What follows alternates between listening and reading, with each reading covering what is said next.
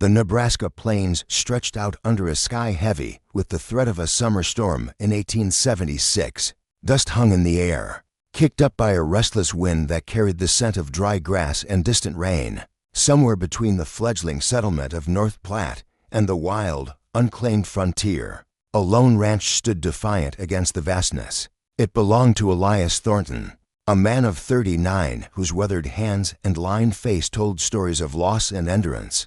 On this particular morning, the air felt wrong to still, to heavy, as if the land itself were bracing for something. Elias had seen his share of trouble, from blizzards to rustlers, but today, an instinct honed by years of survival told him to keep his rifle close. He was reinforcing a sagging barn door when he spotted a small figure stumbling across his land, half hidden by the tall prairie grass. At first, he thought it might be a lost calf, but the movement was too human, too faltering. Narrowing his eyes against the glare of the morning sun, Elias made out the shape of a child, no older than 9, moving in uneven steps toward the shallow creek that ran through his property. The child's clothes were tattered, not the rough cotton of settlers, but the intricate patterns of Lakota Sioux craftsmanship, the beadwork catching the light in faint glints.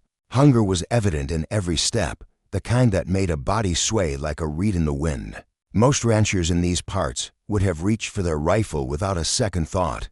The Lakota had clashed with settlers for years, their raids a constant shadow over the frontier. Trust was scarce, replaced by fear and quick triggers. But Elias was different. He'd never bought into the saloon talk of savages and retribution. He'd buried a wife, Mary, and a son, Samuel, to fever 5 years back, and he knew pain didn't care about the color of a man's skin. Setting down his hammer, he walked toward the child, keeping his hands visible and his pace slow. As he drew closer, he saw it was a girl, her dark eyes too large for her gaunt face. Her lips cracked from days without water. She stopped when she saw him, her body tensing as if ready to flee. But her legs trembled with exhaustion. She spoke in rapid Lakota, her voice weak but urgent, her small hands gesturing to her mouth and then to the creek. Elias didn't speak her language, but he understood her meaning clear enough. She was starving, maybe days from death. Her eyes held a mix of fear and desperation that struck him like a blow, reminding him of Samuel's final days when hope had been a fragile thing. Elias thought of his neighborsmen like Amos Cutler, who'd shoot first and call it justice. He thought of the warnings in North Platte about recent Lakota raids, of homesteads burned and lives lost. He thought of the safe thing to do, the thing that would keep him alive. Then he looked into the girl's eyes again and made a choice that would set his world on a new path. "Come with me, little one," he said softly, knowing she wouldn't understand the words, but hoping his tone would carry. He gestured toward his cabin, a sturdy structure of logs and sod 100 yards away. The girl hesitated, her gaze darting to the open plain, then took a faltering step forward, her body deciding for her. Inside the cabin, Elias sat her on a wooden bench by the hearth, where a pot of venison stew simmered from the previous night. The smell filled the small space, and the girl's eyes locked onto the pot with a hunger that made Elias's chest ache. He ladled stew into a clay bowl, added a piece of cornbread, and set it before her. She hesitated, as if expecting a trap, then seized the spoon and ate with a ferocity that spoke of days without food. Elias watched, his mind racing. This wasn't just any child. Around her neck, half hidden by her torn tunic, was a necklace of beads and feathers, intricate and distinctive. He'd heard Amos describe such patterns last month, worn by the family of Chief Iron Cloud, a Lakota leader whose name struck fear into every settler from here to the Black Hills. If this girl was Iron Cloud's daughter, Elias wasn't just feeding a hungry child who was harboring the heir to a man who could summon a war party with a single command. The girl finished the stew, scraping the bowl clean, and looked up at Elias. For the first time, a flicker of trust crossed her face, but it did little to ease the knot in his gut. 20 miles away, a Lakota search party had picked up her trail, led by Iron Cloud himself, his face set with a fury that promised no mercy for whoever held his daughter. She fell asleep on the bench within minutes, her small body succumbing to exhaustion. Elias draped a quilt over Heron Mary had sewn with careful stitches and stepped outside to think. The sun was climbing higher, casting long shadows across the land. He tried to convince himself he'd done the right thing, that no man could turn away a starving child. But doubt crept in like a thief. He knew the story settlers massacred for less, entire families wiped out to send a message. Helping the girl might have been moral, but it could also be his undoing. As evening fell, the sound of hoof beats shattered the quiet. Elias peered through the cabin's small window, his heart sinking. 3 riders approached, their horses kicking up dust in the fading light. He recognized them, Amos Cutler, his neighbor with a quick temper and quicker trigger, Deputy Sheriff Nathan Wells, whose loyalty to the town often outstripped his judgment, and Reverend Jacob Price, whose sermons leaned more toward vengeance than salvation. Elias stepped outside before they could dismount, hoping to keep their voices low and the girl asleep.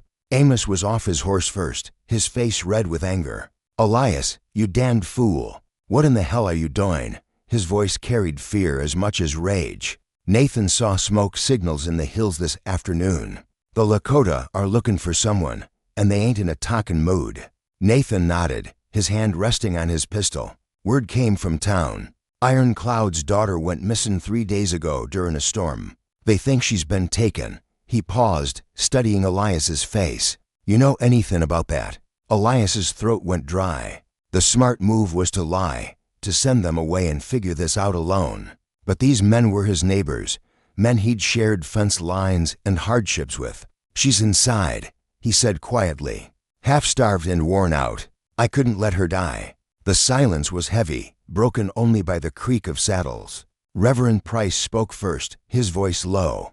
"Elias, do you know what you've done? Iron Cloud could burn this whole valley down for this." "I helped a child," Elias replied, but the words felt naive even to him. He saw the fear in their eyes, the kind that came from knowing what a man like Iron Cloud could do.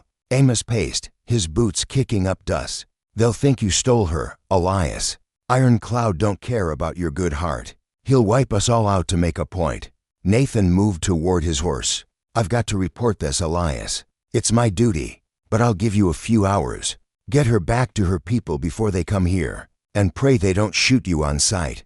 "How?" Elias asked, his voice sharp. "She can barely walk, and you think I can ride into a Lakota camp without getting filled with arrows?" "That's your problem now," Nathan said, mounting up. "I'm ridden to town to warn the others. If Iron Cloud comes for you, he might not stop at your barn." As the 3 rode off, Elias stood alone in the growing darkness, the girl's soft breathing the only sound from the cabin. He considered his options, each worse than the last. Riding to the Lakota camp was suicide. Taking her to town would only make things worse. Staying put was no better, but it was all he had. Then, as if the night had been waiting, a new sound drifted across the plains low. Rhythmic thud of war drums, growing closer with every beat. Elias's blood ran cold. The Lakota weren't waiting for dawn. They were coming tonight. He rushed back inside, his mind racing. The drums were louder now, deliberate and terrifying. Not the chaos of a raid, but the disciplined march of a war party. The girl stirred, awakened by the sound, her eyes wide with recognition. She spoke rapidly in Lakota, pointing to the door, and then to herself, her movements frantic. Elias couldn't understand the words, but her panic was clear. She knew what those drums meant. "I know, little one," Elias said, trying to keep his voice steady. "That's your people, isn't it?" She nodded, tugging at his sleeve and pointing outside. She held up her fingers, counting quick like 20, 50, and kept going until Elias realized she was signaling something far worse than he'd feared. 200 warriors, maybe more, enough to erase his ranch and every trace of him. The drums stopped, and the silence was worse than the sound.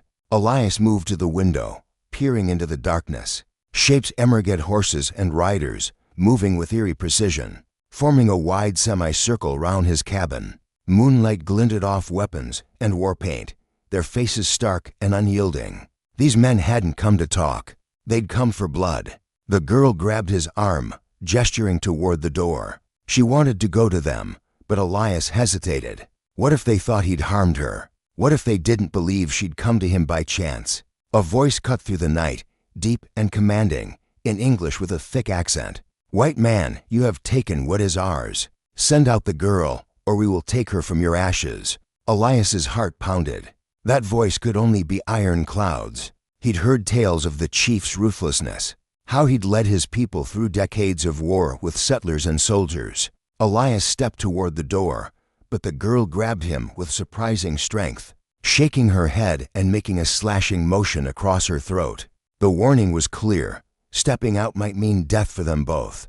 Then it hit him. This wasn't just any child. She was Ironclad's only daughter, the heart of his legacy. In Lakota culture, she was more than familiar. She was the future of the tribe. If anything had happened to her under Elias's roof, even by accident, Ironclad would have to make an example that would echo across the frontier.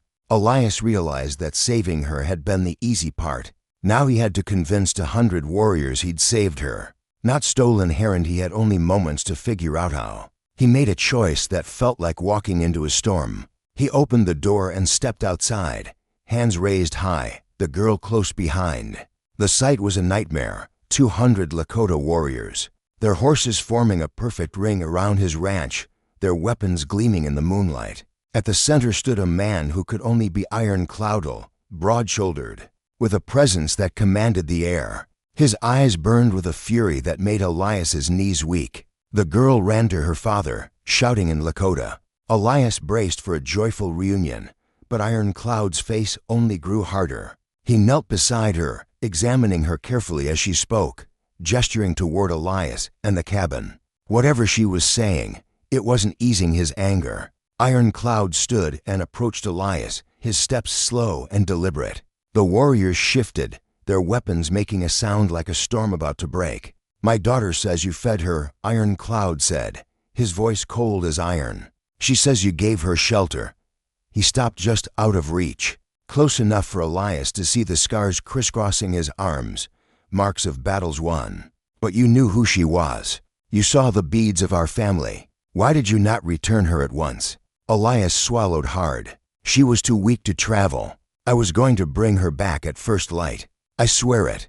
Ironclad's eyes narrowed. "Or perhaps you thought to hold her for ransom, to trade her for land or cattle or safe passage." The accusation hung heavy, and Elias felt the weight of 200 gazes, each waiting for a reason to act. "That's not true," Elias said, his voice steady despite the fear. "I couldn't let a child die. Not when I could help." The girl tugged at her father's arm, speaking rapidly and pointing back to the cabin. Ironclad's expression didn't soften, but he followed her inside, motioning for Elias to come along. She pointed to the bench where she'd slept, the empty bowl, the quilt.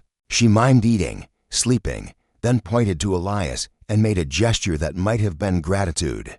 But Ironclad's attention was elsewhere. On the table sat Elias's most cherished possession, a faded photograph of Mary and Samuel, surrounded by dried prairie flowers he replaced every month. "You have lost a child," Ironclad said, his voice quieter now. He picked up the photograph, studying it with an intensity that made Elias's chest ache. "My son," Elias said, his throat tight. "He was about her age when he passed. Maybe that's why I couldn't turn her away." Ironclad set the photograph down carefully. Outside, the warriors waited, their restlessness growing. The girl kept talking, her words spilling out in a rush. "She says you could have harmed her," Ironclad translated. "A white man alone with a Lakota child. You could have demanded something in return. Instead, you gave her your food and your blanket." Elias nodded. "I've got no fight with your people.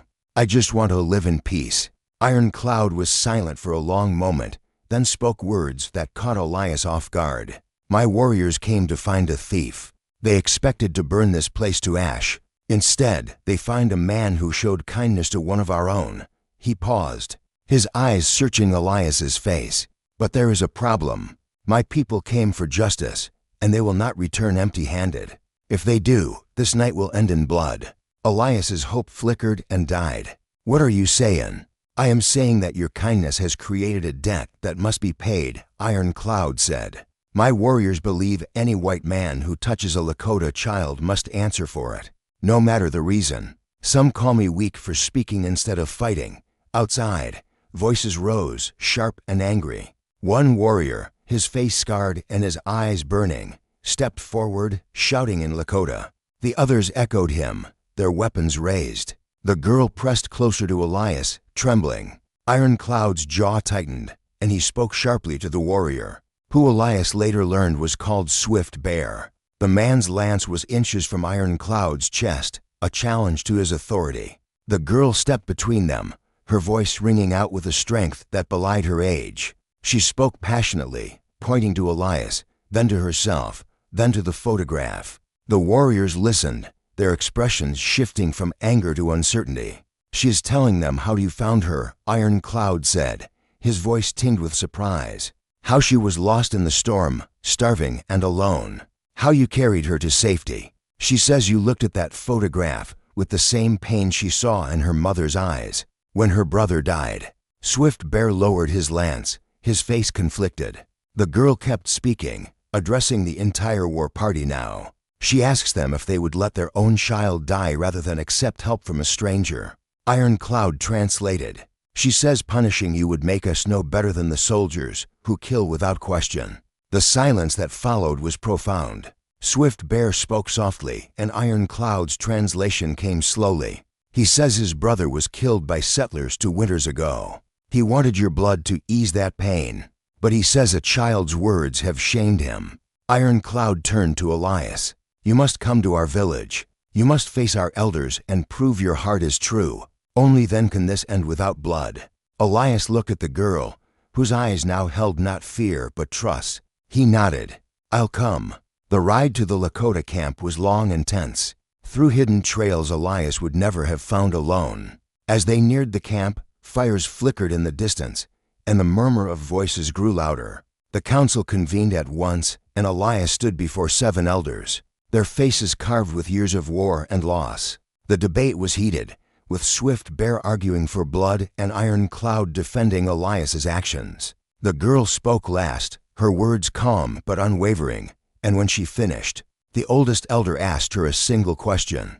He asked if she truly believes you would save a Lakota child again, knowing it might cost your life. Ironclad said. She said yes.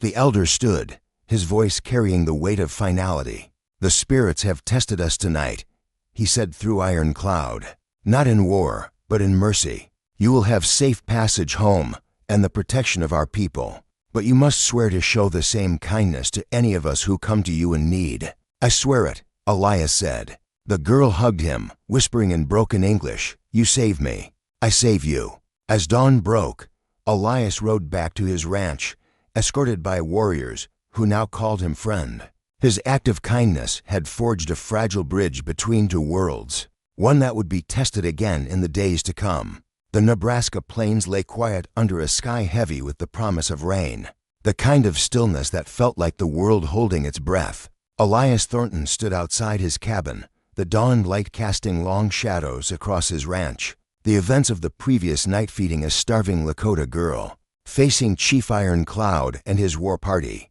and standing before the Lakota Council had left him drained, his body aching as if he'd been hauling fence posts all day. The warriors who escorted him home had vanished into the morning mist, their presence a reminder of the fragile protection he'd been granted. But as Elias surveyed his land, the weight of his promise to the Lakota Ildersto show kindness to any of their people in need settled over him like a storm cloud. The plains had a way of turning promises into trials, and Elias knew this was only the beginning. Inside, he stoked the hearth, the crackle of the fire a small comfort against the uncertainty. The photograph of his wife, Mary, and son, Samuel, sat on the table, surrounded by fresh prairie flowers he'd gathered at first light. Their faces seemed to watch him, a quiet anchor to the choice he'd made to save the girl, Ironclad's daughter. But the memory of Swift Bear's angry eyes and the restless murmurs of the war party lingered. The Lakota were divided, and Elias's act of kindness had stirred tensions that could break the fragile peace. He brewed coffee, its bitter scent grounding him, and tried to focus on the day's work to tend, a barn door to finish, but the air felt charged, as if trouble were already riding toward him. By mid-morning, the clouds had thickened, and a distant rumble of thunder echoed across the plains. Elias was checking a water trough when he heard hoofbeats, not the disciplined rhythm of a war party, but the hurried gallop of men in a rush. He straightened, his hand brushing the revolver at his hip. 3 riders appeared, their horses kicking up dust. He recognized them, Amos Cutler, his hot-tempered neighbor, Deputy Sheriff Nathan Wells, whose loyalty to North Platte often outstripped his fairness, and a new face, Ezra Holt, a local merchant known for his sharp deals and sharper tongue. "Elias, you've gone and lit a fuse," Amos said, reining in his horse, his face flushed with anger. "The whole town's talking about you harboring that Lakota girl. They're saying you've brought trouble down on us all." Elias kept his voice steady, though his pulse quickened. "I fed a starving child, Amos. The Lakota know it, and they let me live.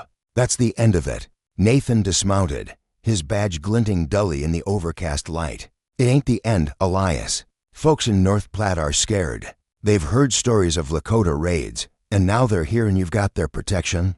Makes them think you're sitting with the enemy." Ezra spat into the dirt, his eyes narrowing. "You've stirred up a hornet's nest. If the Lakota think they can walk onto our land without a fight, we're all at risk." Elias clenched his fists, fighting the urge to snap back. "I didn't invite trouble. I did what was right. You'd have done the same if you'd seen her." Amos laughed, a harsh sound that grated on Elias's nerves. "Would I? I'd have run that girl off my land quicker than a rattlesnake. You think Ironclad's gonna thank you? He's using you, Elias. Mark my words, those warriors'll be back, and they won't be bringing flowers." Nathan stepped closer, his voice low. "I'm telling you as a friend, Elias. Come to town tonight. The mayor's called a meetin', and your name's on everyone's lips. If you don't show, they'll assume you're against us." "And what's that mean?" Elias asked, though he already knew. "It means they'll come for you," Ezra said, "and they won't be skin questions." The 3 rode off, leaving Elias standing in the dust. He knew they weren't wrong about the town's mood. North Platte was a tinderbox, its people worn thin by years of raids and broken promises. His act of kindness had saved a girl, but it had also painted a target on his back. He glanced at the photograph on the table, wishing Mary were there to guide him. She'd always known how to find the right path, even when the world seemed set against it. By afternoon, Elias had made his decision. He saddled his horse, a sturdy chestnut named Buck, and rode toward North Platte. The journey gave him time to think. He could tell the truth that he'd acted out of compassion, but truth had a way of twisting in fearful mouths. He could lie, claim the girl had wandered off, but that would break the promise he'd made to the Lakota. Or he could stay silent, let the town draw its own conclusions, and hope they didn't come with ropes and torches. None of the choices felt right, but staying away wasn't an option. North Platte was a cluster of wooden buildings along a muddy main street, its saloon and general store buzzing with tension. As Elias tied Buck to a hitching post, he felt eyes on him, shopkeepers peering from windows, men whispering in doorways.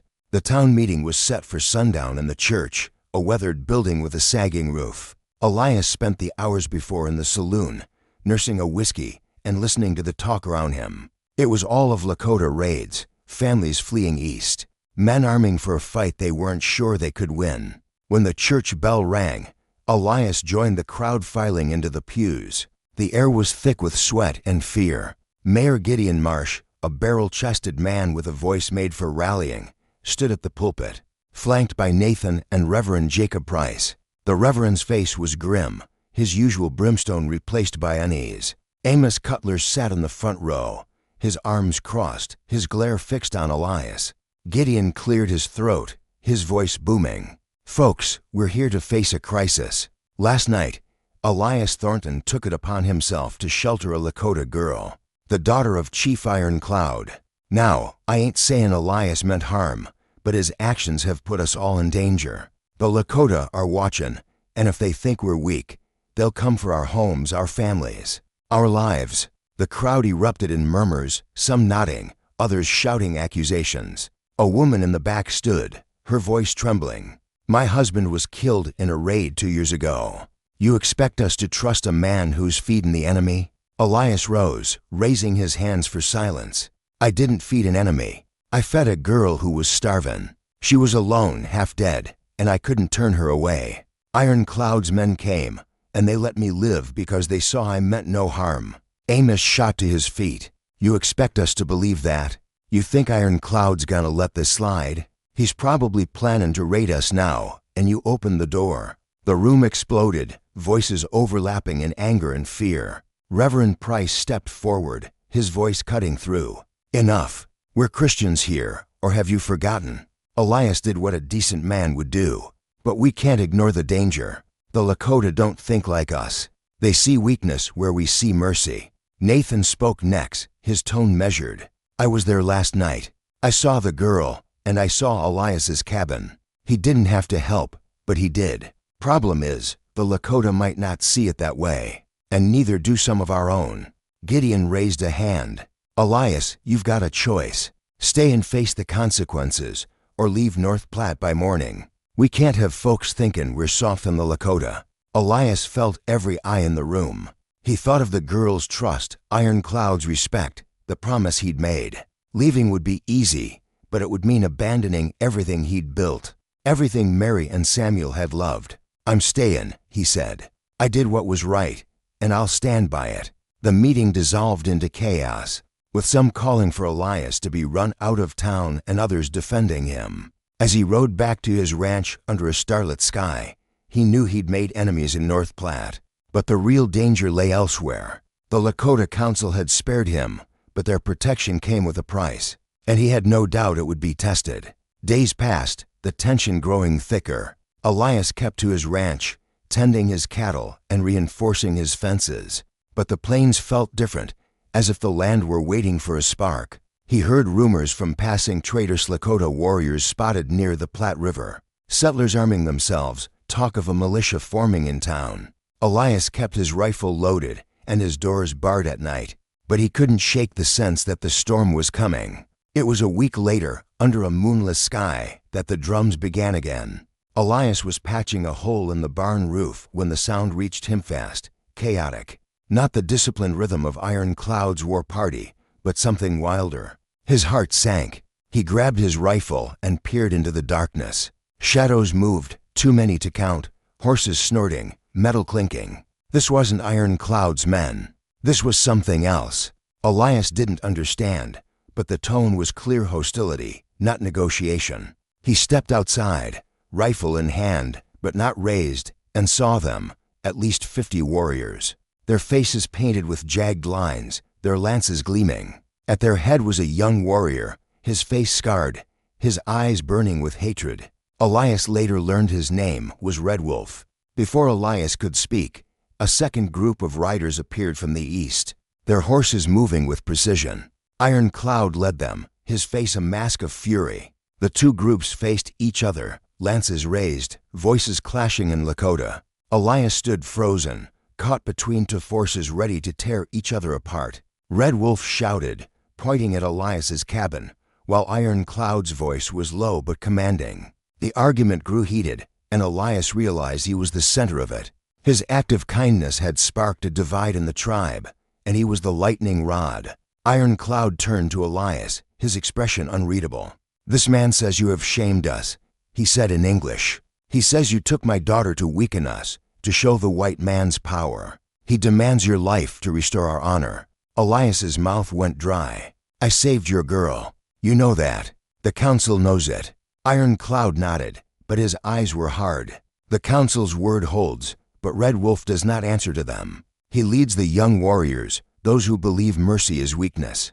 They want blood, and they will have it yours or mine." Elias gripped his rifle tighter, his mind racing. He could fight, but 50 against 1 was no fight. He could run, but that would only delay the inevitable. Or he could trust Iron Cloud, a man who owed him nothing but had spared him once. "What do you want me to do?" Elias asked. Iron Cloud's gaze softened for a moment. "Come with us. Face Red Wolf's warriors in our camp.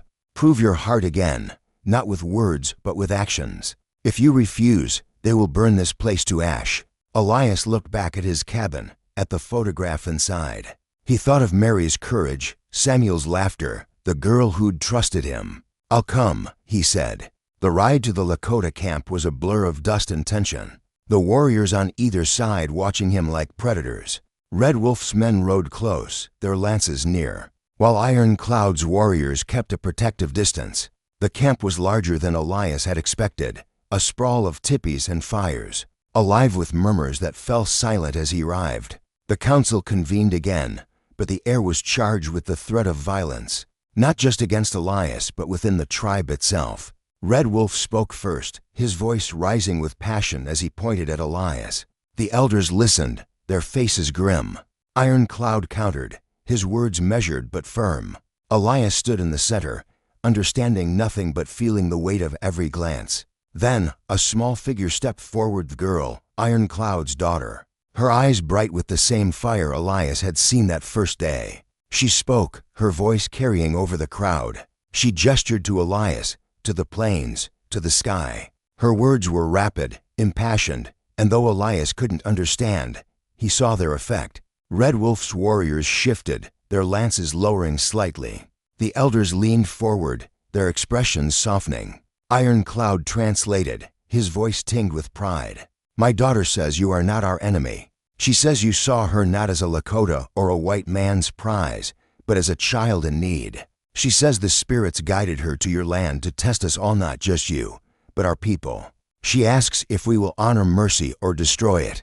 Red Wolf's face twisted with anger, but he said nothing. The girl continued, her voice growing stronger. She pointed to Elias's chest, then to her own, then to the elders. Iron Cloud's translation came slowly. She says you carry the pain of loss, just as we do. She says if we kill you, we kill the chance for peace. She asks Red Wolf if he would rather die than accept help from a stranger. The silence was heavy, broken only by the crackle of the fire. Red Wolf stepped forward, his lance still in hand but no longer raised. He spoke softly, his voice shaking. Iron Cloud translated. He says his father was killed by settlers 3 winters ago. He wanted your blood to ease that pain, but he says a child's words have shamed him.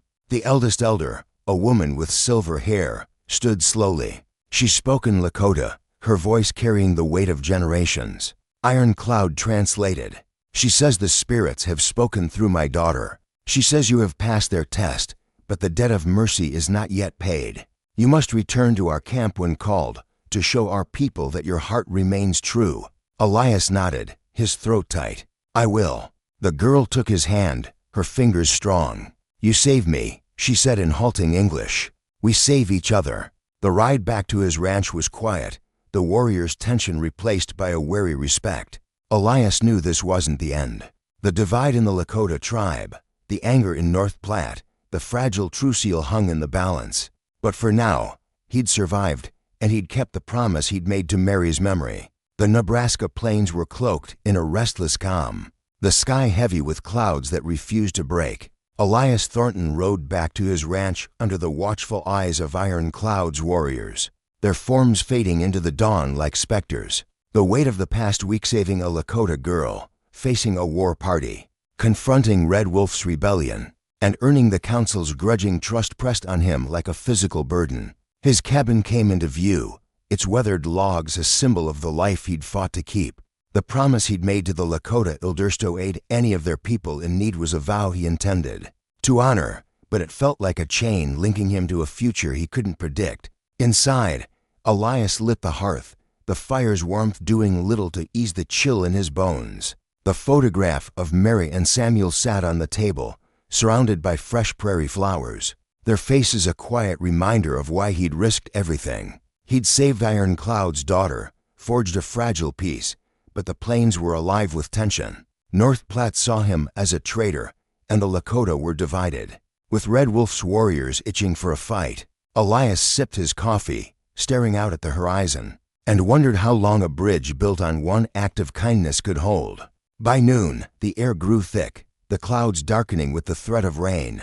Elias was checking his cattle when he heard a shout carried on the wind. He straightened, his hand on his revolver. The voice came again, closer, and he recognized Amos Cutler, his neighbor, riding hard, alone. His horse lathered with sweat. Elias, you've got to come to town, now, Amos said, his voice hoarse.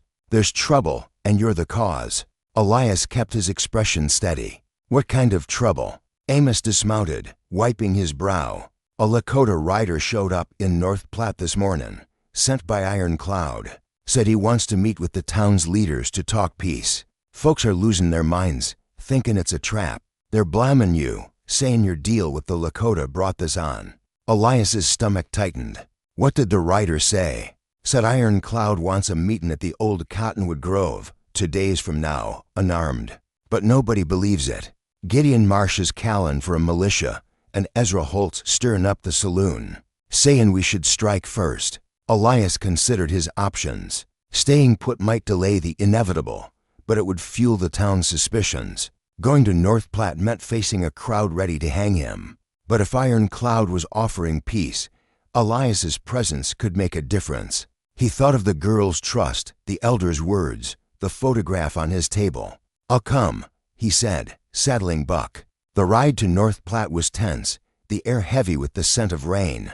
Amos rode beside him, silent, his earlier anger replaced by nervous energy. As they entered town, Elias felt the weight of every stairman with rifles. Women hurrying children indoors. The saloon was packed, its doors swinging as men spilled out, their voices loud with fear and whiskey. Elias tied Buck to a post and walked to the church, where a crowd was gathering. Inside, the pews were filled, the air thick with tension. Gideon stood at the pulpit, flanked by Nathan and Reverend Jacob Price. A Lakota man, young but composed, stood near the door, his beadwork marking him as one of Iron Cloud's trusted men. His calm seemed to unnerve the room. Gideon raised his hands. "Folks, we've got a crisis. This man," he gestured to the Lakota, "calls himself Blue Sky. He says Iron Cloud wants peace, but we've heard that before, and it's always ended in blood. Elias Thornton's actions brought this man here, so let's hear from him." The crowd turned to Elias, their faces a mix of fear and anger. He stepped forward, his voice steady. "I saved a girl who was dying. That's all I did. Iron Cloud's counsel spared me because they saw the truth. Now they're offering to talk, and you want to throw that away for a fight we can't win?" Ezra Holt stood, his voice sharp. "You expect us to trust them? After all the raids? You're the one who let that girl into your home, Elias. You started this." Murmurs of agreement rippled through the crowd. A man in the back shouted, "My brother died in a Lakota raid.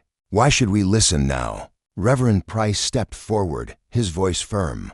"Because we're not barbarians. If there's a chance for peace, we owe it to our families to try. But we need to know what you promised them, Elias." "I swore to help any Lakota in need, same as I helped that girl," Elias said. "They swore to protect me in return." The room erupted, voices clashing in outrage. Gideon banged his gavel, but it did little to quiet the crowd. Blue Sky stepped forward, his English clear. "My chief offers a meeting at the Cottonwood Grove, unarmed. Bring your leaders. We will come the same. Refuse, and our young warriors will see it as war." The crowd fell silent. Gideon's face reddened. "You expect us to walk into your territory without weapons? That's a trap." Blue Sky's eyes didn't waver. "It is no trap. Iron Cloud's daughter lives because of this man." He nodded toward Elias. "We honor that debt.